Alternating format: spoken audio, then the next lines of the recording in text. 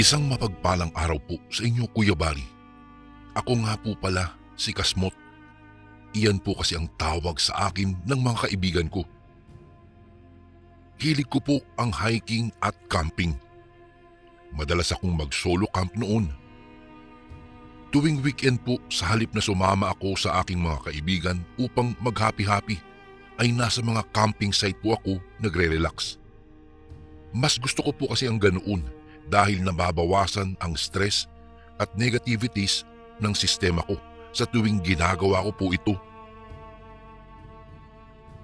Isa po sa mga hindi ko malilimutang pangyayari sa buhay ko ay nang mag-camp po ako sa isang maling bundok. Taong 2001, mula sa Valenzuela, bumiyahe po ako sakay ng aking motorsiklo papunta sa isang camping site sa Tanay, Rizal.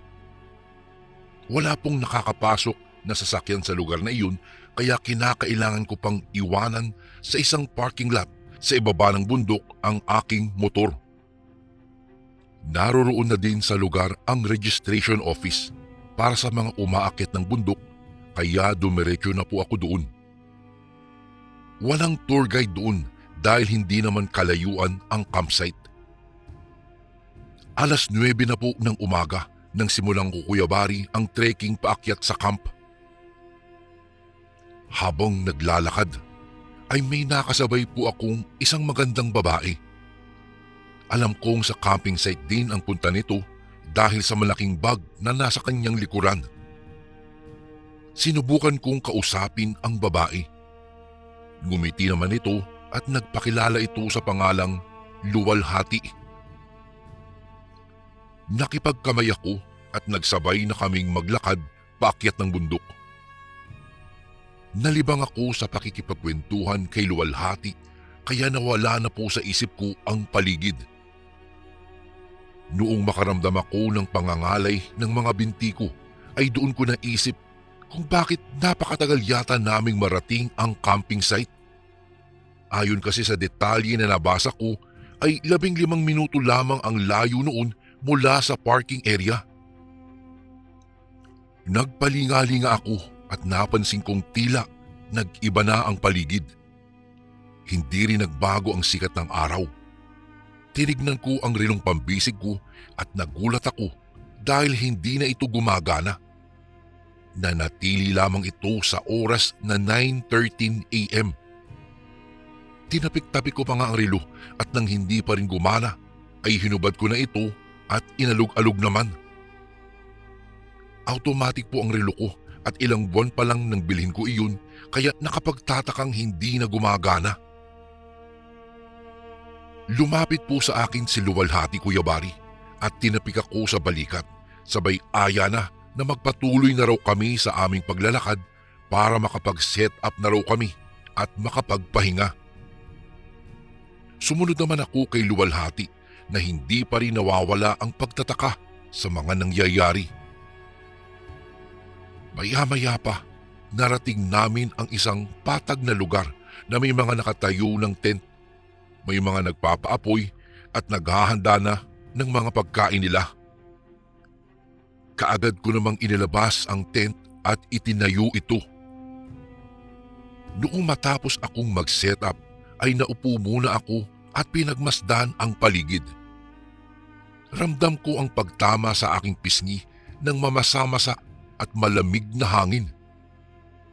Napapikit ako at pinakiramdaman ang kapaligiran. Habang ginagawa ko iyon ay bigla akong nakarinig ng isang boses ng lalaki. "Umalis ka na dito habang may oras pa." Napabalikwas ako sa gulat. Nagpalinga-linga ako sa paligid at hinanap kung sino ang bumulong sa akin. Pero wala namang malapit na camper sa akin maliban lamang kay Luwalhati na abala pa rin sa pag-aayos ng kanyang mga gamit. Ngumiti ito sa akin at tinanong kung ayos lang ba ako.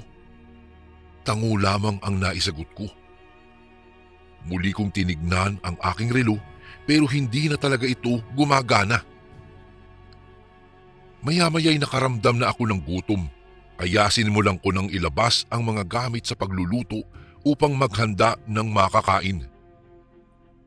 Habang nagsasaing ako'y bigla ko na namang nadinig ang bulong na umalis na raw ako sa lugar na iyon habang may oras pa.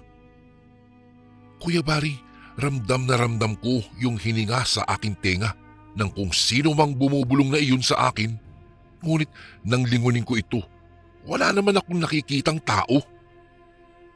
Medyo nainis na nga ako dahil pakiramdam ko ay pinagtitripan ako ng kung sino sa mga naroroong kapwa ko camper. Tumayo ako at tinitigan isa-isa ang mga naroroon, ngunit ang lahat ay abala at wala ni isa ang lumingon sa akin. Kahit naiinis ako ng mga oras na iyon ay ipinagpatuloy ko ang paghahanda ng aking makakain. Nang matapos ako sa pagluluto ay hinanap ko si Luwalhati upang alokin sana na sumabay na sa akin sa pagkain, ngunit hindi ko siya makita. Sinilip ko rin ang kanyang tent pero wala siya ron. Nang pabalik na ako sa aking tent ay nakaamoy ako ng tila ba may nabubulok na hayop sa paligid. Umikot ako sa tent at gano'n na lamang ang galit ko nang makita ko ang isang patay na pusa sa likurang bahagi ng aking tent. Wala naman ito roon bago ako magtayo ng tent, kaya sa tindi ng galit ko, sumigaw ako at sinabing kung wala silang magawa ay huwag nila akong pagtripan dahil hindi ko sila uurungan. Tiningnan ko isa-isa ang lahat ng tao sa mga nakatayong tent sa di kalayuan sa aking pwesto, ngunit ni isa sa mga ito ay walang lumilingon. Patuloy lamang sila sa kani-kanilang ginagawa, kumakain, nag-iinom, nagtatawanan. Ang iba na may naghaharutan pa nga na tila hindi ako naririnig o nakikita. Lalapit na sana ako sa grupo nang makaramdam ako ng pagtapik sa aking balikat. Kuya Bari, paglingon ko ay halos masuntok ko ang taong tumapik sa akin. Isa yung matanda na may gulagulanit na damit at sirasirang sombrero na yari sa buli. Nakatitig ito sa akin at biglang nagsalita na umalis na raw ako sa lugar na iyon habang may oras pa at kung gusto ko ba daw makabalik sa aking pamilya. Biglang nagtayuan po ang mga balahibo ko sa katawan nang tumalikod sa akin ang matanda. Napakaraming ugat ng halaman ang nakadikit sa likod nito at kulay abo na ang balat na may naglalabasang mga insekto. Dali-dali akong pumasok sa aking tent at inayos ang aking mga gamit. Itinapon ko na rin ang niluto kong mga pagkain. Nang maitiklop ko ang aking tent ay siya namang pagsulpot ni Luwalhati at tinanong ako kung bakit ako naglilikpit. Pautal-utal kong sinabi kay Luwalhati ang tungkol sa matanda at ang mga sinabi nito sa akin. Pero tinawanan lang ako nito at tumalikod sa akin bago naglakad pabalik sa kanyang tent. Dali-dali naman akong naglakad paalis sa lugar at doon ko lang napansin na hindi pa rin nagbabago ang liwanag ng araw sa lugar na iyon. Lilingon sana ako nang makita ko sa isang malaking puno sa aking unahan yung matanda at nagsalita ito na wag daw akong lilingon dahil hindi na ako makakaalis pa sa lugar na iyon. Kahit kating-kati akong lumingon ay sinunod ko ang sinabi ng matanda at nagpatuloy lamang ako sa paglalakad papalayo sa lugar na iyon.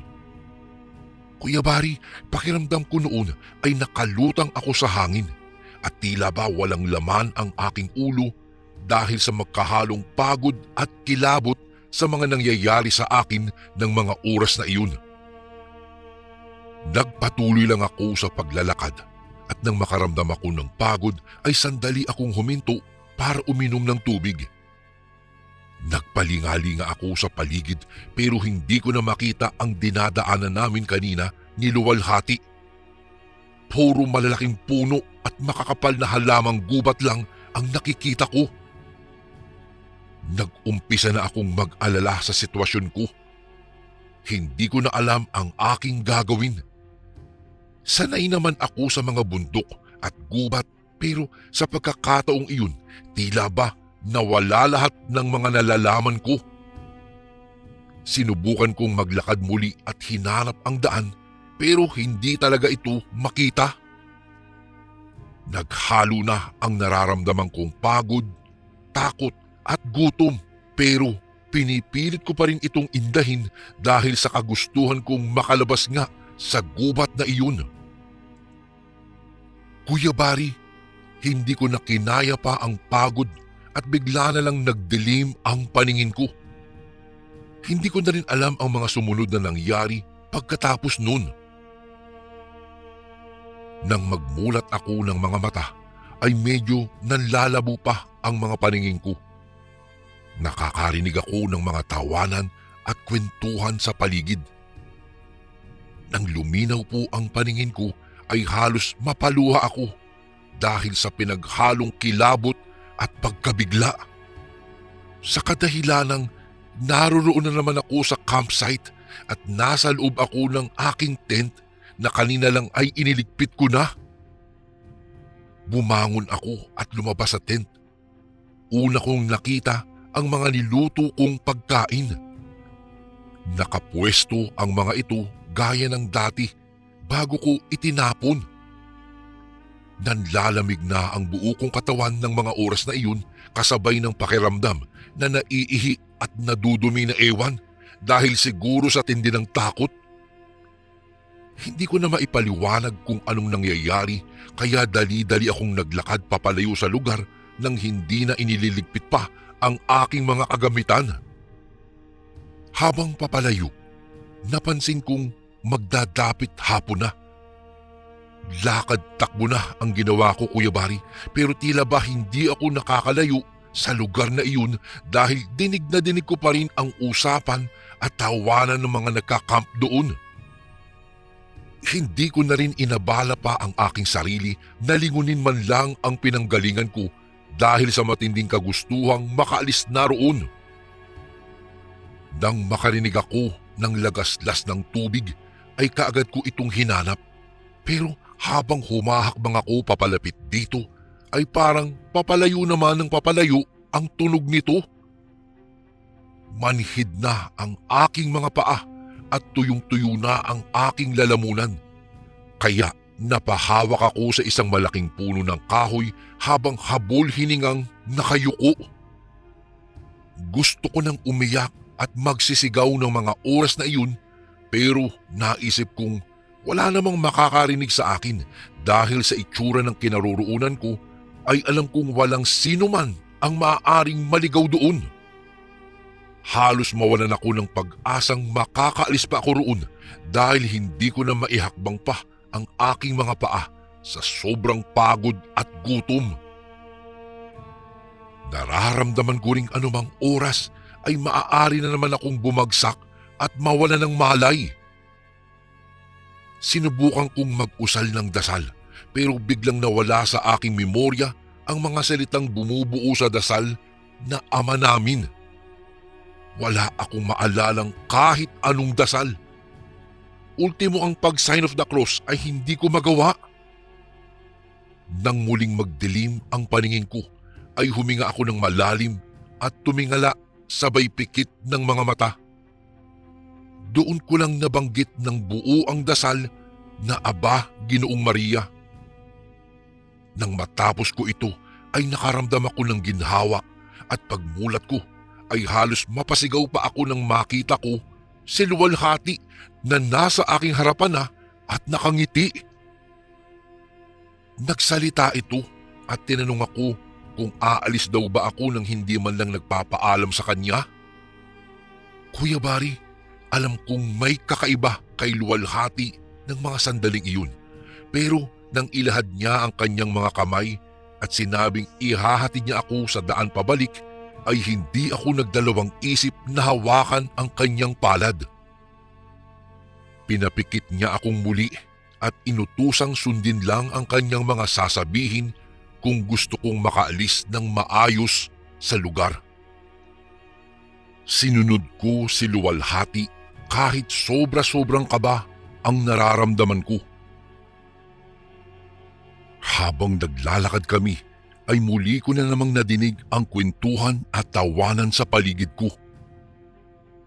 Napahawak ako ng mahigpit sa kamay ni Luwalhati at mas diniinan ko pa ang pagkakapit. Ilang minuto lang at pinahinto na ako ni Luwalhati sa paglalakad. Dahan-dahan akong nagmulat ng aking mga mata at ganoon na lamang ang gulat ko dahil naroon na kami ni Luwalhati sa paanan ng bundok. Kuya Bari, takang-taka ako dahil maliwanag na naman ang paligid at parang hindi nagdaan ang gabi.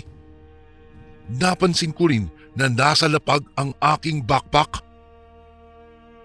Nakaayos ito na tila ba hindi man lang nagalaw ang mga gamit. Nagpasalamat ako kay Luwalhati sa paghahatid sa akin. Ngumiti lang ito at nagpaalam na at sinabing kailangan niyang balikan ang mga gamit niyang naiwan sa campsite. Napasalikop ako ng aking mga palad at napahilo sa mukha habang tinitignan si Luwalhati na naglalakad papalayo. Doon ko din naalalang tignan kung anong oras na. Saktong 9:15 pa rin ng umaga. Napansin kong gumagana na muli ang orasan. Nang damputin ko ang aking backpack ay isang grupo ng mga may edad na lalaki ang lumapit sa akin at tinanong ang pangalan ko. Kuya Bari, hindi ako makapaniwala sa mga sinabi nila. 3 araw na daw nila akong pinaghahanap. Tinanong nila ako kung saan ako nagpunta at nang ituro ko sa kanila ang dinaanan namin ni Luwalhati ay napaantanda ng krus ang ilan sa kanila dahil ayon sa mga ito ay sa maling bundok daw ako napadpad. Kilala raw ang bundok na iyon na nangunguha ng mga hikers at campers. Tinanong din nila ako kung hindi ko ba daw napansin ang mga barbed wires na nakaharang sa daanan at ang malaking sign na no entry. Nang muli kong tignan ang dinaanan namin ni Luwalhati, ay laking gulat ko nang makita ko roon ang isang puting signboard na may nakasulat nga na no entry. Kaagad akong dinala sa klinikang naroon din sa parking area upang suriin ako. Ayon sa nurse na naroon ay kailangan ko din daw magpatingin sa doktor upang makasigurong walang anumang sakit ang nakuha ko sa gubat sa loob ng 3 araw. Kuya Bari, ang buong akala ko po'y tapos na ang hiwagang dinanas ko sa gubat na iyon. Ngunit iyon pa lang pala ang umpisa ng dadanasin kong paghihirap. Pag-uwi ko ay kaagad akong nagpa-check up sa doktor. Maayos naman daw ako, bukod sa slight dehydration ay wala naman daw silang nakikitang problema.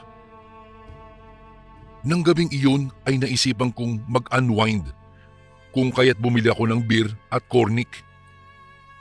Pumuesto ako sa balkonahe ng bahay namin sa 2nd floor. Habang umiinom ay iniisip ko ang mga pangyayari.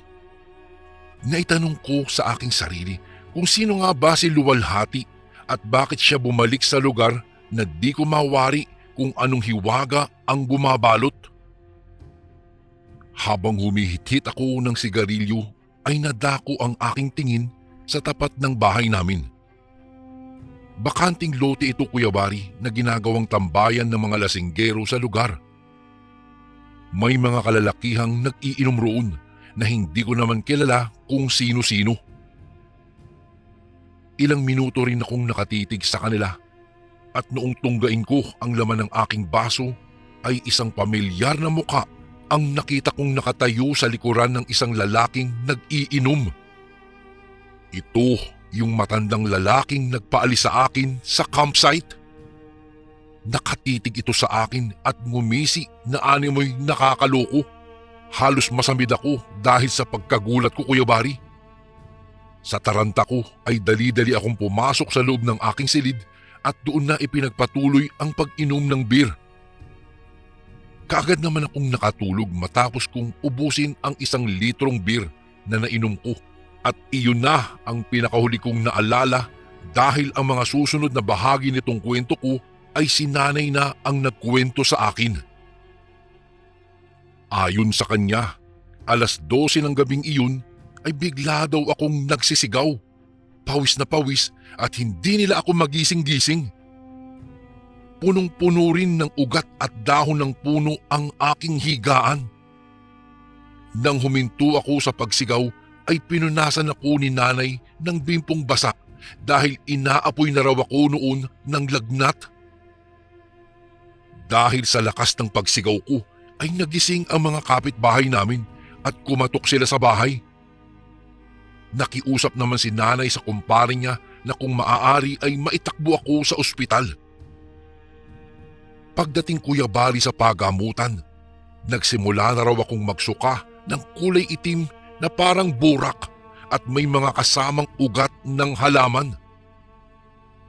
Ayon sa resulta ng isinagawang test sa akin ay nagkaroon daw ako ng bakterya sa sikmura na maaaring nakuha ko sa pag-inom ng tubig at pagkain ng mga ligaw na halaman sa gubat na hindi ko nailuto ng maayos.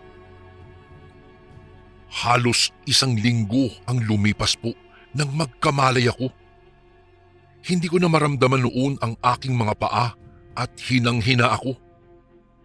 Muling nagsagawa po ng test sa akin at nakitang mayroon akong parasite sa spinal column na posible daw dahilan kung bakit hindi ko maigalaw o maramdaman man lang ang aking mga paa. Halos sumuko na ako noon Kuya Bari dahil sa sinasabi ng doktor na mawala man daw ang parasite ay 50-50 ang tsansa kung makakalakad pa ako. At isa pa ay napakamahal ng gagastusin sa rehabilitasyon upang makalakad akong muli. Nagtagal pa ako ng higit 2 linggo sa ospital upang maobserbahan. Nang papaubos na po ang aming ipon, kung kaya't nagpasya na po akong lumabas dahil wala din namang nangyayari sa mga pag-inom ko ng mga gamot. Bumagsak na rin ang katawan ko at lumiit na rin ang mga hita at binti.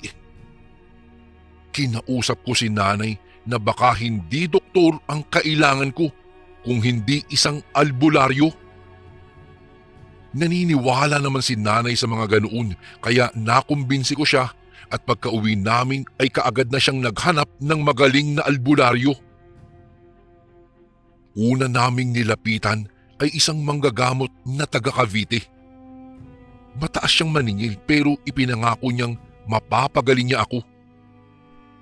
Tumagal ng halos 1 buwan ang ginagawang ritual gamutan ng albularyong ito.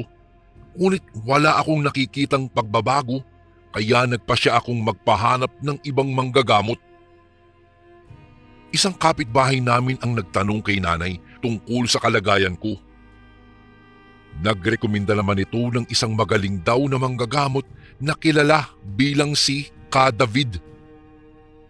Sinubukang lumapit ni nanay sa manggagamot at kaagad naman itong nagpaunlak na suriin ako.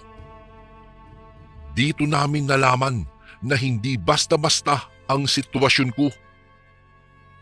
Kaagad na nagsagawa ng gamutan si Ka David at habang nag-uusal siya ng mga salitang hindi ko maunawaan ay bigla akong nakaramdam ng pagkaantok. Ayon kay nanay ay ilang minuto lamang at bigla daw nagbago ang boses ko. Naging boses matanda ito at galit na galit kay Ka David. Alam nilang may kung anong nakasapi sa akin ng mga oras na iyon kaya hindi na rin napigilan ni nanay ang mapaiyak. Nang simulang magtanong ni Ka David sa nakasapi sa akin ay puro pagtawa lang daw ang sinasagot nito. Pero sa bandang huli ay nagsalita din daw ito dahil sa pagpapahirap ng manggagamot at sinabing kukunin na raw ako nito dahil hindi daw ako nababagay sa mundo ng mga tao. Kailangan daw ako sa kaharian nila at ipapakasal sa kanilang prinsesa upang magpakarami. Iyak daw ng iyak noon si nanay dahil sa mga nadidinig at nasasaksihan niya. Habang nag-uusal ng mga orasyon si Kadavid ay panay daw ang suka ko ng mga putik, tuyong dahon at mga ugat ng halaman.